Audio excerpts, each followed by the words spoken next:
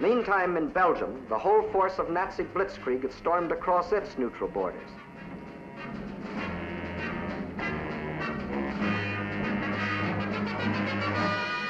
The main German attack was directed at the Albert Canal-Meuse River line, the anchor of which was Fort Ibanez, a modern and seemingly impregnable fortress.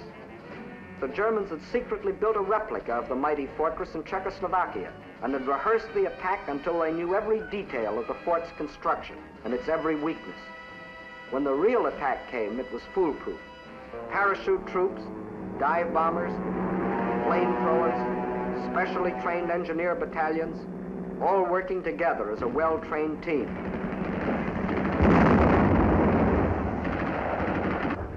They knew exactly where to cross the river.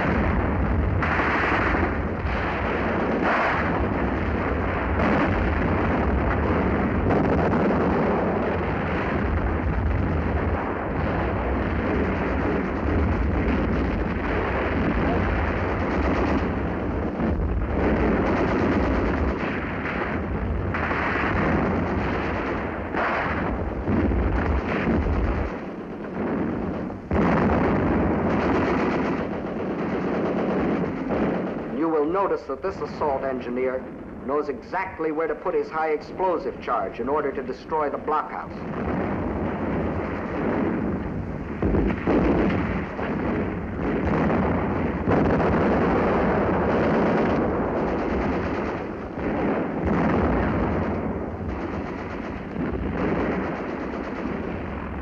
Fort Ibanez withstood the Nazi attack exactly 2 days, and the German armies rolled on.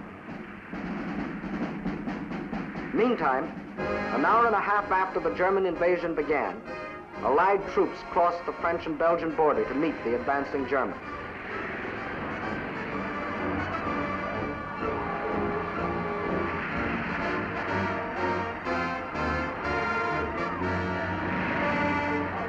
As they raced across Belgium to take up their defense positions, they met an obstacle they hadn't counted on: refugees.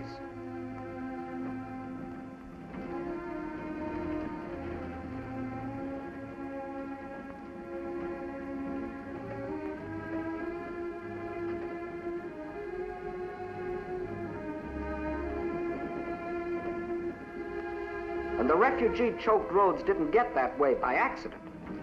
The Nazis methodically bombed little towns and villages, otherwise devoid of any military value, not so much to kill as to drive the inhabitants out onto the highways. Then, by expert machine gunning, the Nazis would herd them along in terror-stricken flight to hopelessly entangle the advancing Allied armies.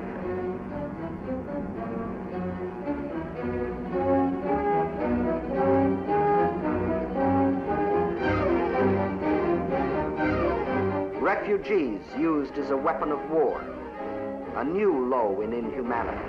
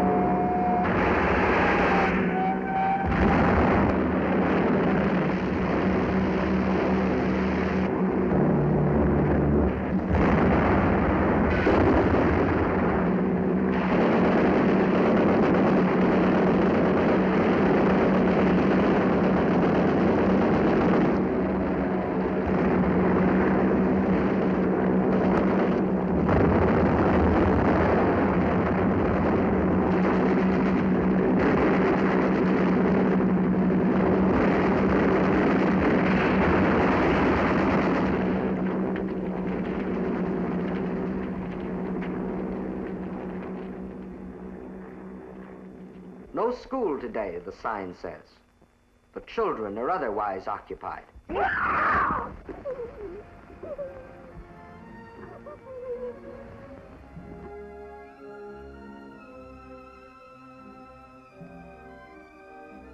No, no school today.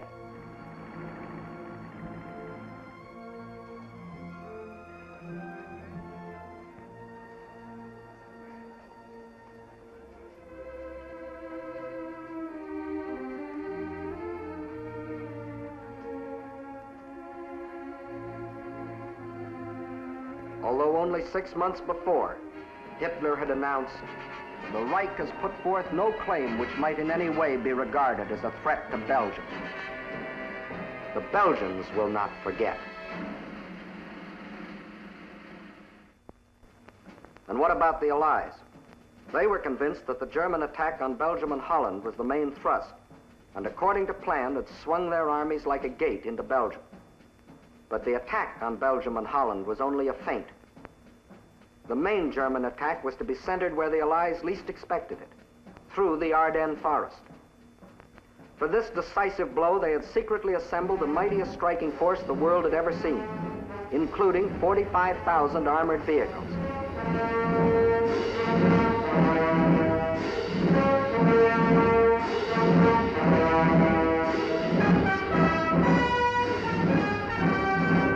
At the same time that the Nazi armies were plunging into Holland and Belgium, this column started to move.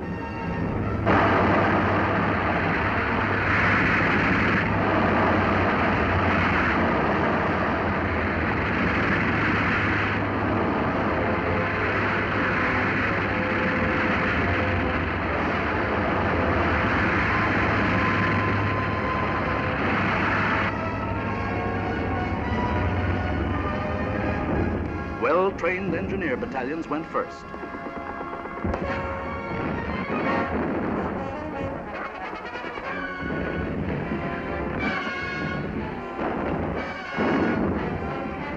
They were opposed only by scattered Allied patrols.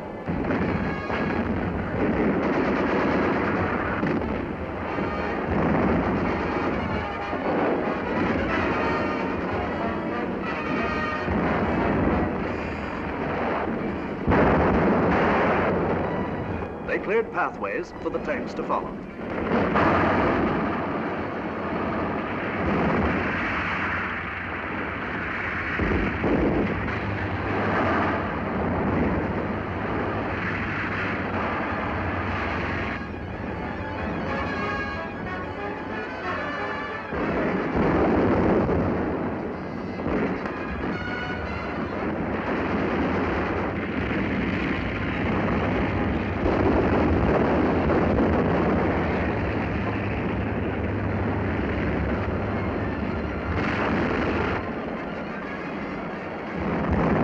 In 3 days, the Germans' armored force reached the Meuse River, 2 days faster than the French thought any troops could get through.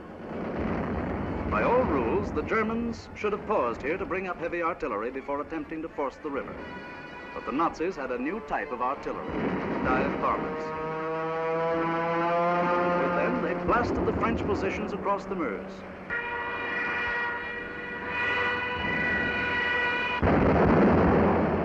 With feverish haste, the Germans laid a barrage across the river with anything and everything that would shoot.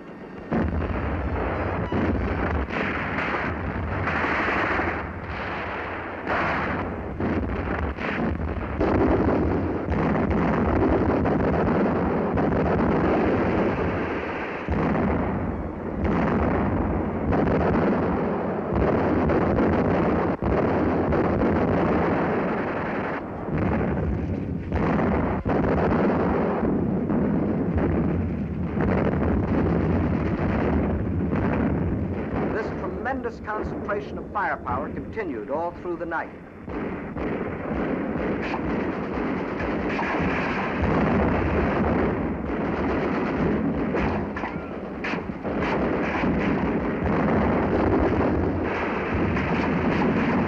By the following day, shock troops were able to get across the river.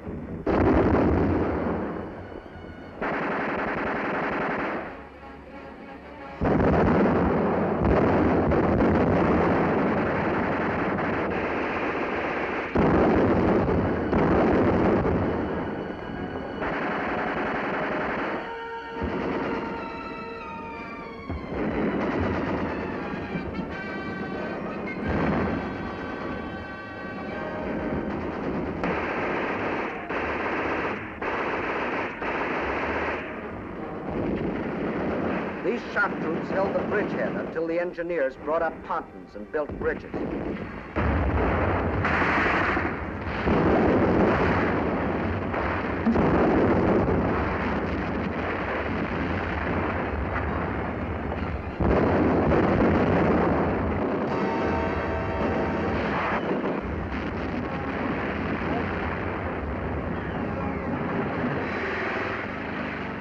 Then, without wasting a moment, across these bridges, the main armored force of the German military machine rolled through to Sedan for the all-important breakthrough into a dismayed and flat-footed France. There went the old ball game for the Allies. From here on, it was only a matter of how long.